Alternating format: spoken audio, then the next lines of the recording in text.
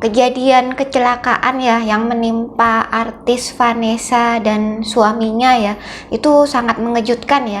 Nah itu kan supirnya itu ya mengaku kalau dia tuh mengantuk sampai-sampai timbul kecelakaan yang tidak diharapkan itu ya. Nah biasanya sih penyebabnya ngantuk itu jadi dia tertidur sejenak itu namanya microsleep ya. Nah, saya akan bahas mengenai microsleep yang memang itu seringkali menjadi penyebab dari berbagai kecelakaan.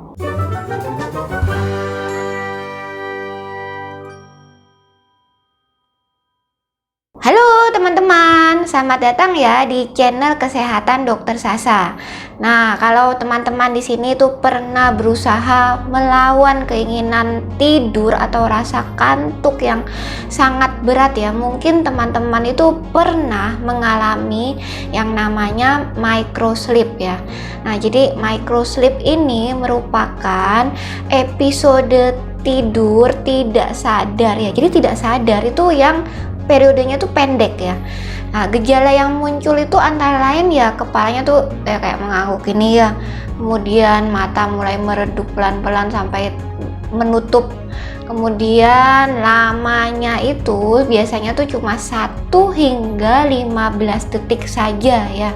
Nah, jadi episode microsleep ini dapat muncul terutama ketika kita itu sedang melakukan tugas yang memerlukan atensi dan juga fokus yang konstan seperti ya mengemudi itu ya. Nah, tidur itu kan yang umumnya itu kan memerlukan beberapa fase tidur ya. Jadi ada mulainya itu dari fase tidur yang ringan, kemudian berkembang menjadi tidur yang dalam ya. Nah, tapi si microsleep ini berbeda. Dia tidak mengikuti pola normal tidur yang biasanya ya. Nah, penyebab utama dari microsleep ini apa? Jadi sebenarnya penyebab dari microsleep ini adalah kurangnya waktu tidur. Nah, jadi kan waktu tidur umumnya sekitar 7 hingga 8 jam ya pada saat malam hari. Namun ternyata respon seseorang itu terhadap kurang tidur itu pun juga berbeda-beda ya. Jadi kalau orang yang umumnya itu tidurnya itu biasanya tuh cukup dan biasanya kualitas tidurnya baik, dan ketika suatu saat dia dalam 1 kali aja dia kurang tidur, maka umumnya keesokan harinya dia akan lebih mudah mengalami untuk microsleep itu dibandingkan orang-orang yang memang sudah terbiasa ya, jadi sudah sering kurang tidur ya.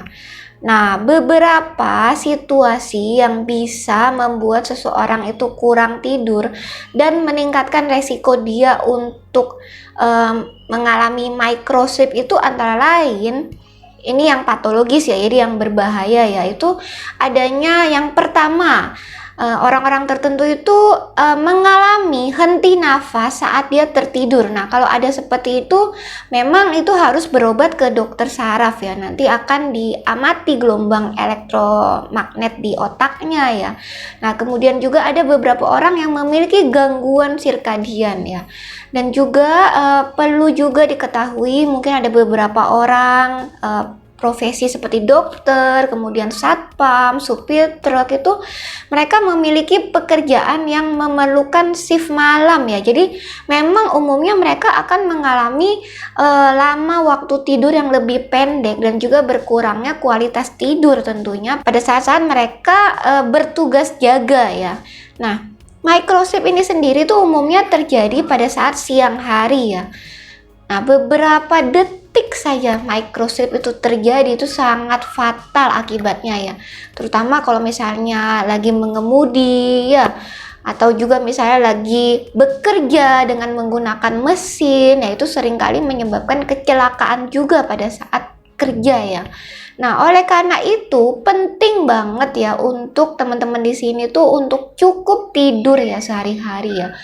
Dan juga kalau kita kurang tidur berkepanjangan dalam waktu yang lama, itu ternyata dapat mempengaruhi tubuh dan mengakibatkan berbagai macam penyakit seperti diabetes, kegemukan, ya, kemudian juga gangguan mental dan juga ternyata penyakit kardiovaskular ya. itu sangat-sangat berbahaya ya. Nah, tapi ini tipsnya nih ya, bagaimana kalau kita mengalami microsleep saat sedang mengemudi atau misalnya saat kita lagi sedang bekerja ya. Apa tindakan yang bisa kita lakukan untuk segera menghindari kita untuk tertidur itu ya. Nah, yang pertama, kita harus mencari orang nih, berbicara dengan orang lain ya. Jadi karena berbicara itu dapat meningkatkan aktivitas dari sel otak ya. Berbicara itu sendiri juga meningkatkan pernafasan dan memompa ekstra oksigen ke pembuluh darah kita ya.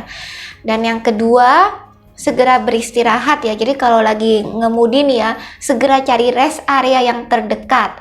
Dan juga kalau misalnya lagi bekerja, kita segera berganti dari aktivitas yang monoton, misalnya kita lagi laptop atau lagi bekerja dengan mesin, istirahat sejenak, kemudian kita lakukan peregangan tubuh ya. Nah, jadi untuk teman-teman saya juga ada bahas mengenai beberapa gerakan peregangan tubuh yang bisa bermanfaat untuk kesehatan teman-teman.